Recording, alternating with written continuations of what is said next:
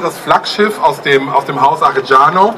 Solengo ist natürlich jetzt in Abgrenzung zum Brunello di Montalcino, ist natürlich der Bordoleser Cut. Ja, also ist jetzt natürlich hier der Bordoleser Schnitt mit 40% Cabernet Sauvignon, 30% Petit Verdot, 25% Merlot und nur 5% Sangiovese.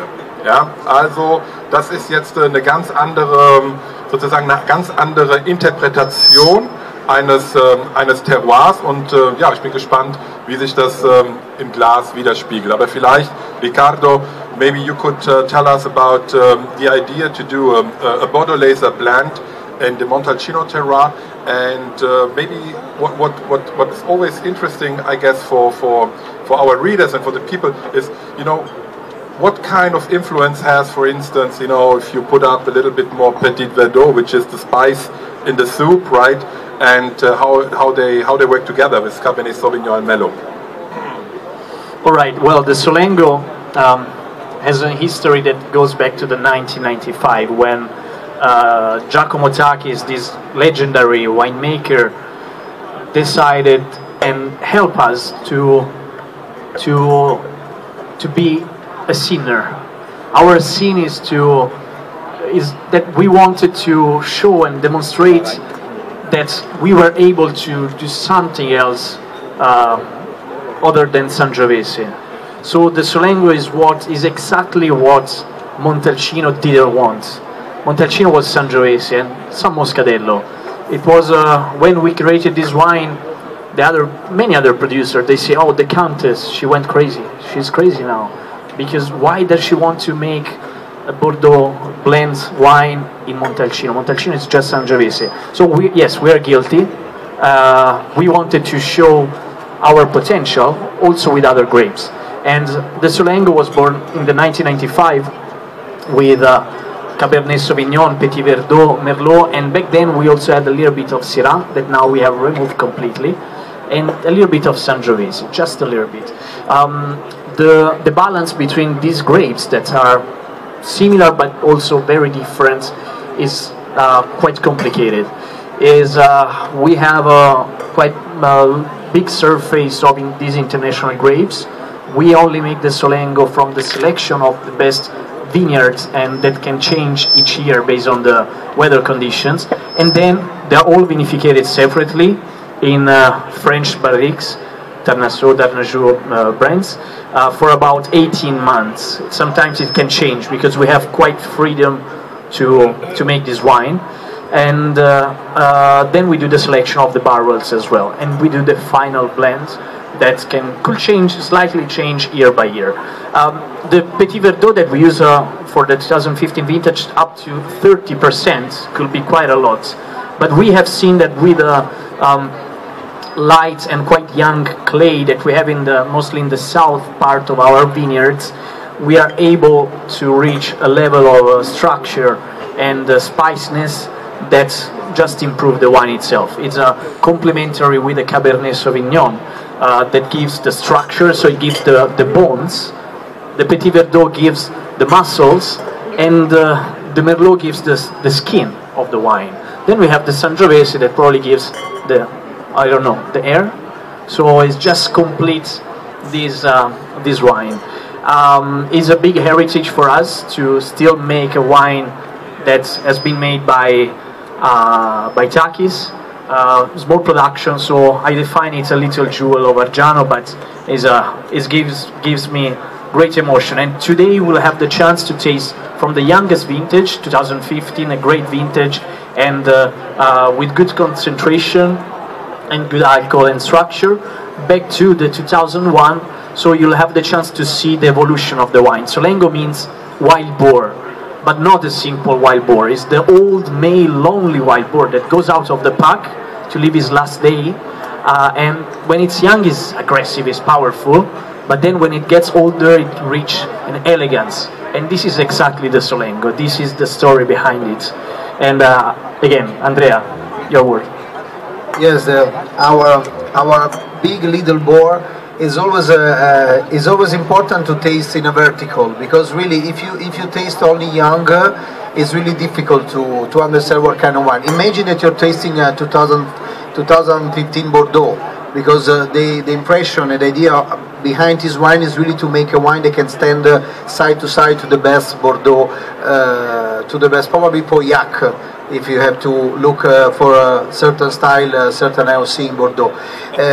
So of course a lot of fruit, a lot of freshness. You know that 2015 is after 2010 is a stellar vintage in Montalcino. I think that they're already selling the wine, or they're already sold out on the 2015. That it comes out in 2 years. So we get to know some future on this year in Montalcino, because everything was even better than 2010, because fresher, perfect rainy days. So it's really 1 year that you really make whatever you want. If you know your terroirs, you can make a fantastic wine. 2015 got everything.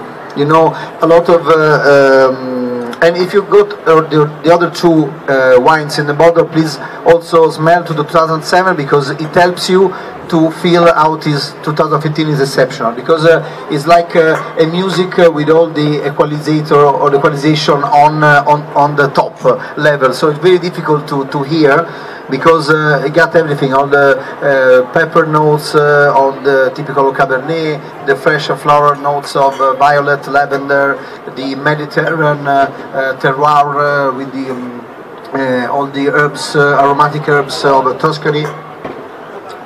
And especially in the mouth, it's very difficult to taste, because a lot of tannins, but really ripe tannins, a lot of layers.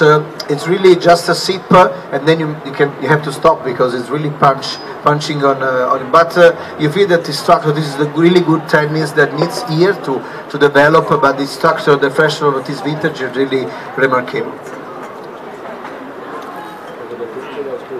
Ja, jetzt haben wir ganz schön viel gehört, ne? Und schon ganz schön viel gelernt.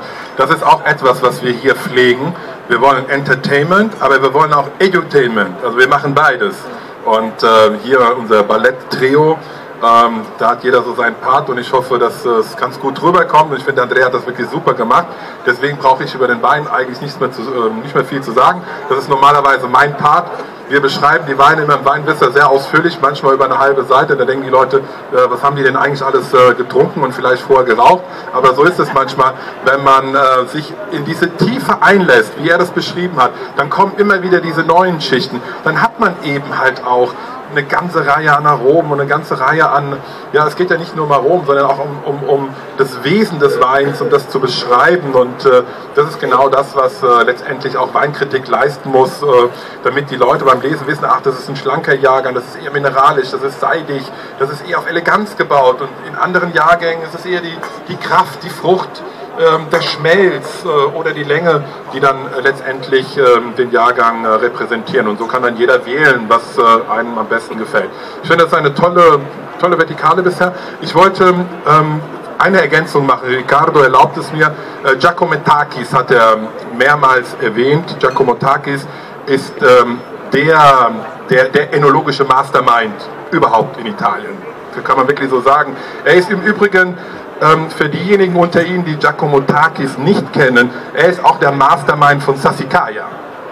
Und Sie kennen alle Sassicaia, er ist der enologische Mastermind auch hinter Sassicaia und hat eine ganze Reihe an wirklich Top-Weingüter beraten und eben halt auch unter anderem Argiano. Ich wollte es nur als Erklärung mitliefern, weil er das jetzt häufiger mal erwähnt hat. Dicevo che ho dato solamente questa spiegazione perché hai nominato Giacomo Tachis, che in Italia è un mastermind dell'enologia italiana, tra l'altro Sassicaia e così via. Ok, passiamo alla prossima. Dove siamo? Sono tutti e due, li assaggiamo magari insieme, 2007-2001. Okay. Sì, facciamo insieme così. So, machen wir 2007 und 2001 zusammen. Ich denke, das bietet sich an. Zwei schöne gereifte Weine, und ich gebe das Wort weiter an Riccardo, der uns ein bisschen erzählt, wie 2007 und wie 2001 war. So what was the main differences regarding the vintages when you look at 2007 to 2001? 2007 was, if we can compare to something that we can remember, was quite close to the 2010. So a lot of concentration and a relative late harvest. I mean, we have just great vintages. We wanted to show these differences and evolution. So a lot of concentration and perfect ripeness of the grapes. 2010 actually, 2001 was a little bit more complicated. We had in the southwest we had less rain than usual, and we always have not a lot of rain. We had the grapes that were riper than usual. And very strong tannins actually. So we had to be more, we had to be softer during the vinification without extracting too much, because the problem would have been to have too heavy tannins and unbalanced wine. At the moment we are really able to show what Solengo is and the evolution of this wine that goes from the strength and the power to the elegance with the years. So those are the major differences, and once again I will give the mic to Andrea. Yes, I think it's immediately easy to see and to feel how he behaved during the years. 2007 got his earthy notes more than, of course when he fruit it goes gone a little bit down, it feels more the terroir, you feel more the elegance, just like a Bordeaux. Just like a Pauillac, after some years you feel how much is important that wine. Is in Montalcino the best vintage for Sangiovese not always are the best vintage for Cabernet Sauvignon. It is something that you can, but of course when you get something like stellar vintage like 2015 and 2001, everything is okay. But in 2007 is not a fantastic vintage for Brunello. We have to say that is not one of the best, but for the Cabernet Sauvignon was easier year, and you can immediately feel in this Argiano 2007 the elegance, the fruitiness is still there, is not fading away in any sense. You got a lot of creaminess, you got still some freshness, some acidity, and a very long finish. In long finish, where of course you can feel the spicy notes from the wood, you feel the plum, olive, licorice, and other spicy notes, but then an overall sensation of freshness. Is a wine that you can really use at the table, not only just for tasting. And compared to 2001, of course, is a vintage more delicate. It was really a lot of equilibrium in the vineyard, in the cellar. So it's a wine that still got a lot of freshness, a lot of energy, and especially when you taste, you feel really the longness of this wine.